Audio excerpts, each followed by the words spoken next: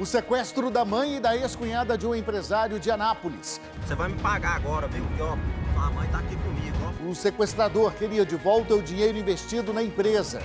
O dia de buscas ao turista desaparecido na região de Alto Paraíso.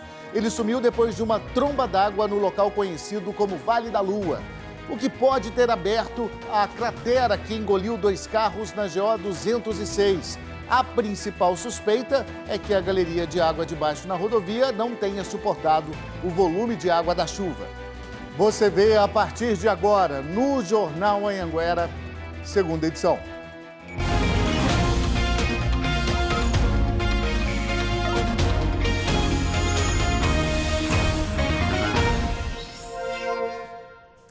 Olá, muito boa noite para você. Estamos ao vivo com as principais notícias da sua cidade, da sua região. Agora, 7h17. Olha, a mãe e a ex-cunhada de um empresário que negociava dinheiro virtual foram mantidas reféns num cativeiro esse fim de semana em Anápolis. O sequestrador era um dos investidores da empresa e cometeu o crime para receber o pagamento de uma dívida de 8 milhões de reais. O sequestrador é o advogado Luiz André Martins. A refém que está com ele é a mãe de um dos maiores empresários de Bitcoin do país. Uma empresa que negocia criptomoedas, dinheiro virtual. Você vai me pagar agora, viu? Porque, ó, sua mãe tá aqui comigo, ó. O dono da empresa de Bitcoin é Cláudio José de Oliveira, de Anápolis, mas atualmente mora em Curitiba. Ele tá te maltratando, mãe? Antes dessa conversa por vídeo, o sequestrador mandou áudios ameaçadores. Não envolve polícia. Se a polícia aparecer na minha frente, eu já tô com um caminhão de crime aqui, irmão. Um homicídiozinho é pouca coisa pra mim, tá? Este ano, a empresa de Cláudio José de Oliveira entrou com um pedido de recuperação judicial. Está devendo mais de 50 milhões de reais em bitcoins para mais de 6 mil investidores em todo o país, segundo as informações da polícia. Um desses investidores é o homem que, neste fim de semana, sequestrou a mãe e também a ex-cunhada de Cláudio. Antes do crime, este fim de semana, Luiz André já tinha feito ameaças ao empresário. Mandou cartas. Em um trecho, ele diz: "A que ponto vocês querem chegar? Estou tentando resolver da melhor maneira possível, mas vocês não querem."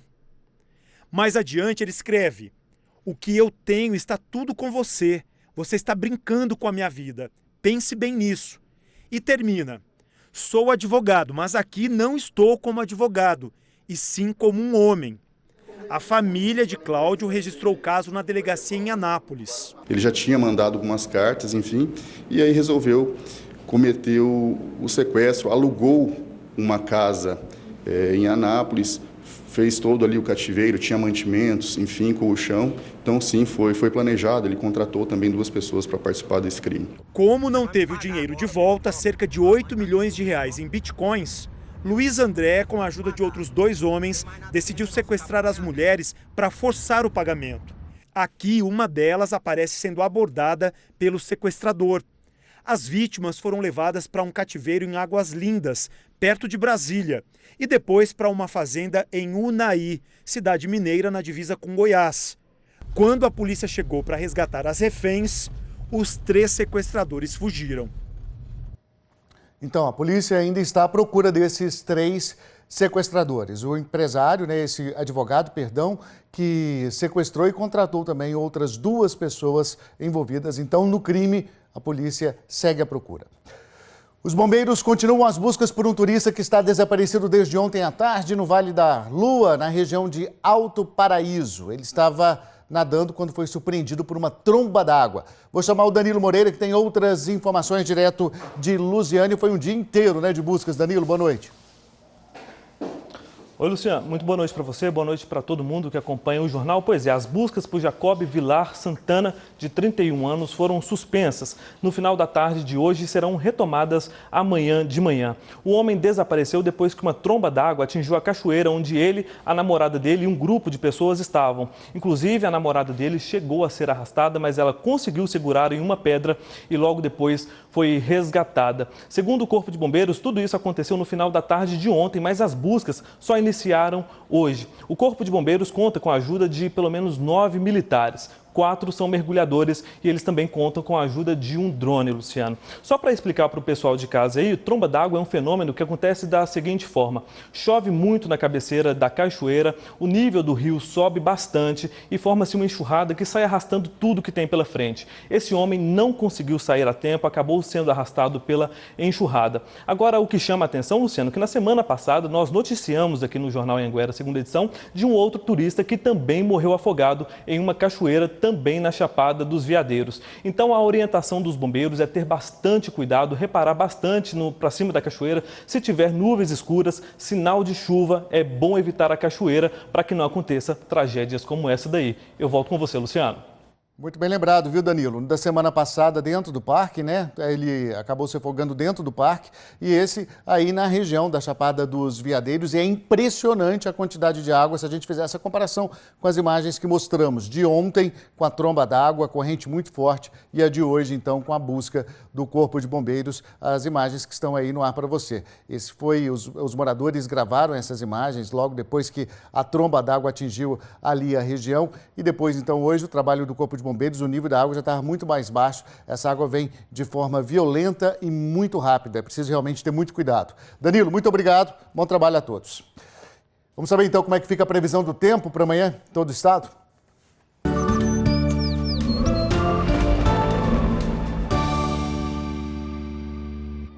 A terça-feira vai ser de calor, mas um aumento de nuvens deixa o tempo parcialmente nublado em todo o estado. O corredor de umidade provoca chuvas isoladas em todas as regiões. Chove mais no sudoeste. Em Rio Verde, a máxima deve ficar em 30 graus. Em Anápolis e Lusiânia, 29. Mais calor no norte, em Porangatu, 32 graus. Calor e muita chuva também, né? Cerca de 10 milímetros. E olha, a Justiça mandou soltar o homem acusado de matar a vereadora Roseli Aparecida de Oliveira, vereadora de Bom Jesus, no sul do estado. A defesa de Vilmar Rodrigues da Rocha alegou que o acusado tem problemas de saúde, está preso em condições precárias e é o único responsável por cuidar da mãe, já que o pai e o irmão são falecidos.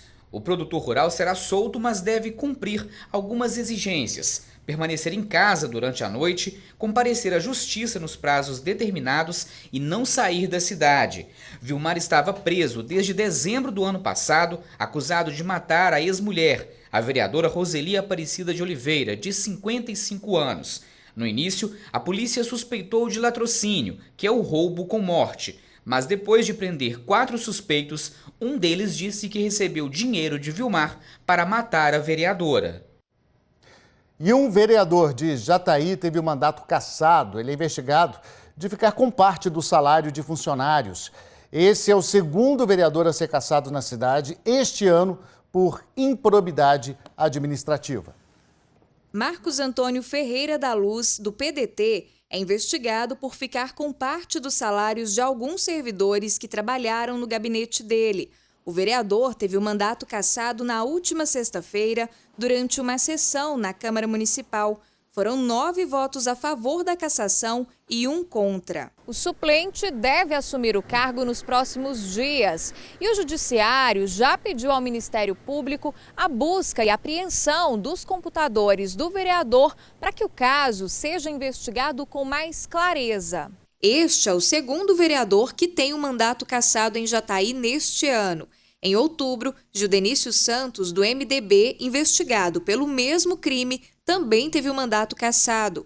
Os 2 vereadores já estavam afastados do cargo desde maio.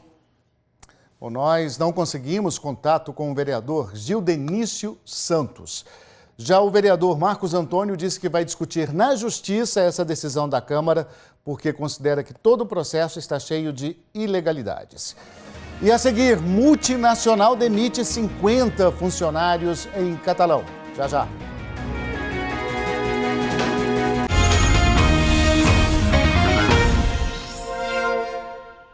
Sete e 27, estamos de volta com a notícia de demissões. 50 funcionários de uma multinacional que produz máquinas agrícolas foram demitidos em Catalão. O Jonathan Moreira está aqui ao vivo com a gente para trazer esses detalhes. Jonathan, boa noite. O que chama atenção é que o mercado de máquinas agrícolas normalmente está sempre bem aqui no estado de Goiás. O que foi que aconteceu? Oi, Luciano, boa noite para você, boa noite para todos que estão nos assistindo. Então, Luciano, nós entramos em contato com essa empresa aqui em Catalão e ela nos disse que esses cortes aconteceram devido a uma queda na linha de produção das máquinas agrícolas. Ao todo, Luciano, 50 funcionários foram demitidos, sendo que 12 deles entraram em um programa de demissão voluntária, que é quando a empresa abre oportunidade para o funcionário pedir demissão sem perder grandes benefícios. Os outros 38, Luciano, foram desligados de forma involuntária. O Sindicato dos Metalúrgicos foi informado e ele fez uma negociação com essa empresa para que o plano de saúde fosse mantido pelo menos por mais 4 meses para esses trabalhadores que foram desligados. Todos eles trabalhavam na linha de produção. Você vê em imagens aí, a fábrica que demitiu os funcionários é a John Deere e tem uma unidade instalada aqui em Catalão que emprega aproximadamente 700 funcionários. De acordo com o sindicato, Luciano, não há previsão de mais cortes. Vamos torcer, portanto, para que de fato não haja mais cortes e que 2020 seja um ano diferente, um ano melhor para a economia de todo o estado e gere, portanto, mais empregos aqui na querida Catalão. Pois é, ainda mais nessa época do ano, né? Notícia de demissão já é sempre triste, ainda mais num momento como esse, né? Perto do Natal, Ano Novo. Muito difícil mesmo. Até os gastos no início do ano aumentam bastante, né, Jonathan? Muito obrigado, viu? Bom trabalho, vamos acompanhando de perto aí essa história.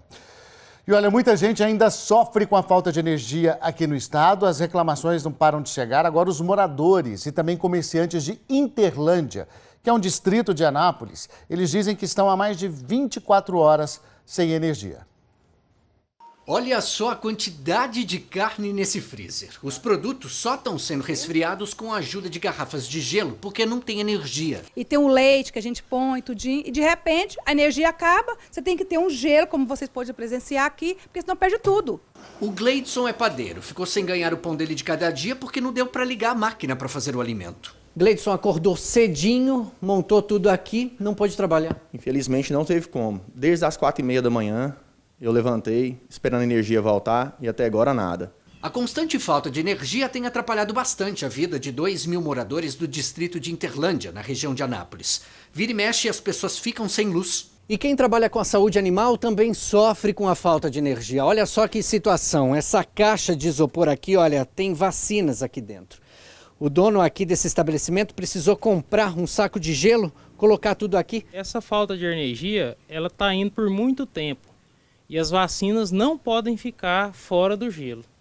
Acabou, a gente tem que se virar, tem que ir na cidade de Anápolis, se aqui não tiver, tem que se virar e colocar, que se esperar vai perder. Bom, a Enel não disse qual é o problema que está provocando essa falta de energia na cidade, mas informou que uma equipe vai até Interlândia para ver a rede elétrica e aí fazer o que for preciso para garantir o fornecimento de energia de todos os clientes da região.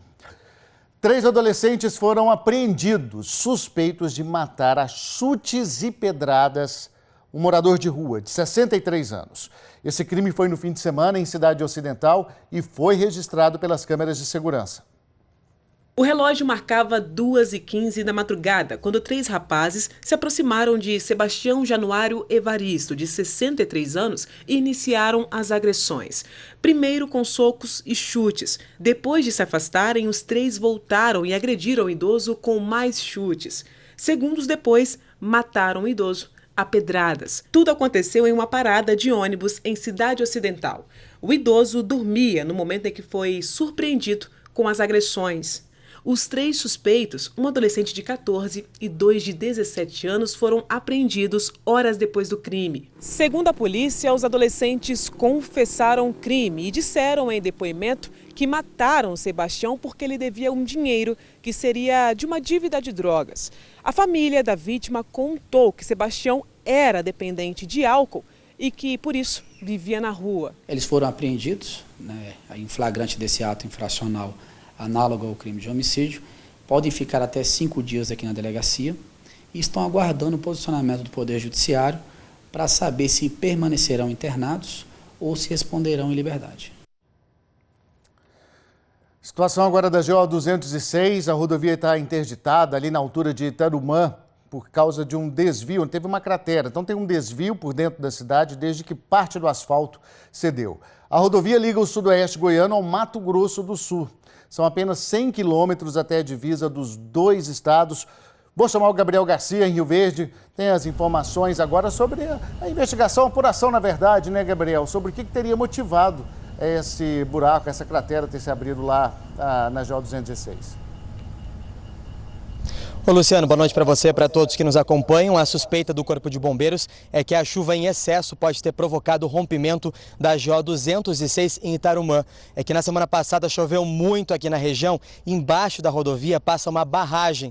E eles acreditam então que essas bocas de lobo que tem embaixo dessa barragem, essas galerias, acabaram não dando conta de escoar todo esse volume de água e acabou que essa água subiu para a rodovia e provocou esse rompimento e abriu uma cratera de 15 metros de comprimento e 8 metros de largura. Hoje a situação por lá é assim, está tudo interditado, os moradores não podem passar, não podem chegar ali perto e nem os motoristas podem circular. Eles precisam pegar um desvio por dentro da cidade que aumenta em cerca de 1 quilômetro o trajeto para quem segue na GO 206, como você disse, aí para o Mato Grosso do Sul, que fica a cerca de 100 quilômetros distante daquele ponto. Esse rompimento foi na madrugada da última sexta-feira. 2 carros que não viram essa cratera porque estava muito escuro, acabaram caindo nesse buraco. 5 pessoas que estavam dentro desses 2 carros acabaram caindo junto e felizmente não se machucaram. O Corpo de Bombeiros está acompanhando de perto toda essa situação e foi um bombeiro que mandou um vídeo pra gente hoje contando sobre essa suspeita então do que pode ter provocado esse rompimento e essa cratera que tem impressionado moradores e motoristas. Vamos ouvir o que ele disse. Então a gente observa que o grande acúmulo de chuva, ele veio acima da barragem e a chuva torrencial fez, as galerias não suportaram o volume de água. A gente percebe lá que esse volume de água excessivo de um dia para o outro provocou todo esse rompimento da rodovia. De um dia para o outro provocou todo esse rompimento da rodovia. De um dia para o outro provocou. Tudo deve ser apresentado até quarta-feira e a previsão é que todas as adequações ali na GO 206 fiquem prontas em até 30 dias. Seguimos acompanhando, Luciano. Volto contigo no estúdio. Tá certo. Muito obrigado, viu, Gabriel? Ali a gente conseguiu ver perfeitamente a quantidade de água que desceu da represa, né? Daí no depoimento que o bombeiro mandou pra gente. Obrigado, vamos acompanhando também. Hora da nossa imagem do dia é uma surpresa de um resgate. Resgate feito por um grupo de ciclistas de Rio Verde. Olha onde foi parar esse jacarezinho, gente. É o jacaré que estava aí, ó.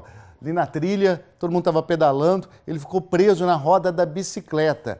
Aí o grupo de pedal se imobilizou, conseguiu retirar o bichinho, que não se machucou e foi solto. Agora a gente espera que ele fique longe da trilha, né? A gente vai terminando por aqui. Uma boa noite para você, um bom começo de semana. A gente termina hoje com imagens de Catalão.